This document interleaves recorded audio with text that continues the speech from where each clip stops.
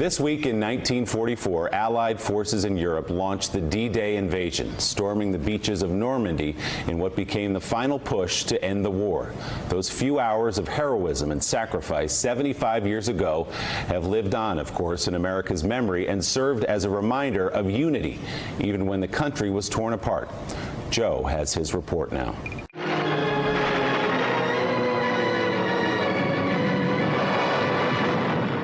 D-Day, June 6, 1944. The Allied landing brought the force of the free world to bear on Hitler's war machine. Courageous Americans, Canadians, and Brits fought their way onto French shores, then to Paris by the end of August, and on to total victory in Europe less than a year later.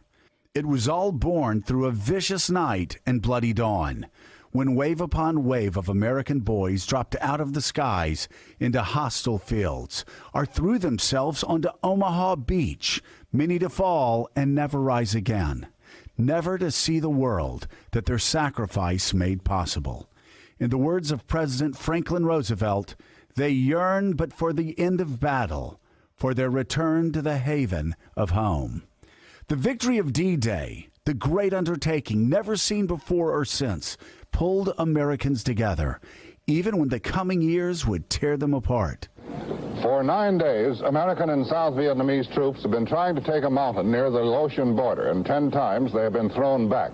The mountain has come to be known as Hamburger Hill. 25 years after D-Day, the 101st Airborne, the same division that mounted the invasion of Normandy, but stocked with a new generation of soldiers, tackled its own deadly siege. 3,000-foot-high Hamburger Hill commands the A Shau Valley, the main enemy route from Laos into South Vietnam. In the 12th and final assault, units of the 101st Airborne Division today led South Vietnamese against the crest of Hamburger Hill and took it. The 10-day offensive against the dug-in enemy cost 55 American lives and 300 wounded. There was a suggestion out of Saigon today that the determination to take the hill at all costs was dictated by plans to build a strong South Vietnamese bastion in the valley. But unlike the fight in France, the military planning didn't live up to the bravery of those who fought and died. Hamburger Hill no longer has any military significance. Its cratered summit, where one of the bloodiest battles of the year took place, has been abandoned. At home, days before D-Day's 25th anniversary, residents of Foxborough, Massachusetts held a marathon vigil, reading the 35,000 names of Vietnam War dead through the day and night, reading it by flashlight. Otto Paul Meyer III, Palm Desert. Joseph Philip Arrington of Phoenix. Rickford Ray Schmidt, Lawndale. Emmett Mays Jr., Columbus. The wounds of that era would take years to bind, as NBC's David Brinkley tried to put the feeling into words on D-Day plus 30. Those old enough to remember will remember. Those who were not missed something. A day 30 years ago when the American people were united as they seldom, if ever, have been since. It was the day of a tremendous invasion of a European continent occupied and controlled by a madman.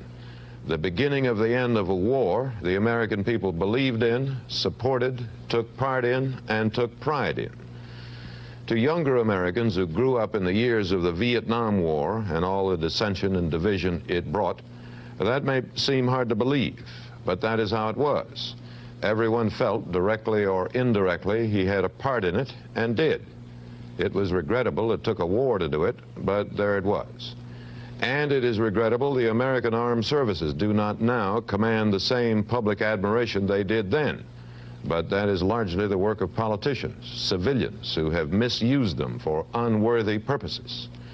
And those who grew up in a generation of division, disunity, conflict, and crime, who can hardly imagine the American people being in full agreement on anything, making sacrifices willingly, feeling they were a part of something they believed in, may hope that sometime we'll see that again, preferably without a war.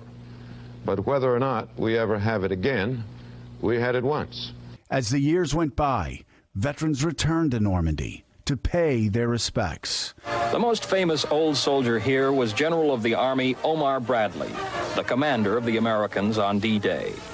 Now 86 and in poor health, he stayed in his car, avoiding the blustery weather. Well, I think we remember the pain. It becomes sadder. I think we become more sentimental. I think we cry easier now than we did in them days because of the memory of all the fellas that died here. And we find it very, very painful to remember a lot of these things. What makes it nice to be back is a warm reception, and somebody appreciates what we actually done. I'm amazed that somebody cares about us. Back home, they could care less. By the 40th anniversary, the boys who fought their way into France had begun to journey into their golden years, and they returned once again with President Ronald Reagan, who dedicated a memorial to their bravery and the ones who never made it home. 40 summers have passed since the battle that you fought here. You were young the day you took these cliffs. Some of you were hardly more than boys with the deepest joys of life before you. Yet you risked everything here. Why? Why did you do it? It was the deep knowledge, and pray God we have not lost it, that there is a profound moral difference between the use of force for liberation and the use of force for conquest. You were here to liberate, not to conquer. And so you and those others did not doubt your cause. You all knew that some things are worth dying for. One's country is worth dying for, and democracy is worth dying for because it's the most deeply honorable form of government ever devised by man. We are bound today, Reagan said, by what bound us 40 years ago, the same loyalties, traditions, and beliefs. There's a certain symmetry of history tonight. President Bush outlining his plan to protect America against the new threat of terrorism on this, the 58th anniversary of D-Day.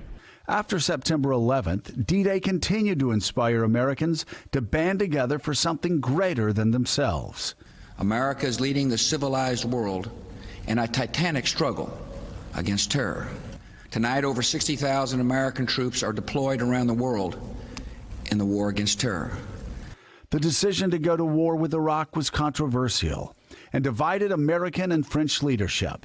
The bitter feelings lasted into 2004, when for the 60th anniversary of D-Day, France and the United States set aside their differences and celebrated the sacrifices they all shared.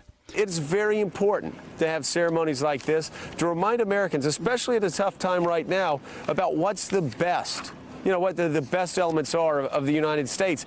The generation we honor on this anniversary, all the men and women who labored and bled to save this continent, took a more practical view of the military mission. Americans wanted to fight and win and go home. Americans want to win and come home. It was that way in Normandy and on Hamburger Hill, on the patrols in Iraq, and in the outposts of Afghanistan. The best of America, united, ready to give, and to secure the place we call home. Thanks for checking out MSNBC on YouTube, and make sure you subscribe to stay up to date on the day's biggest stories. And you can click on any of the videos around us to watch more from Morning Joe and MSNBC. Thanks so much for watching.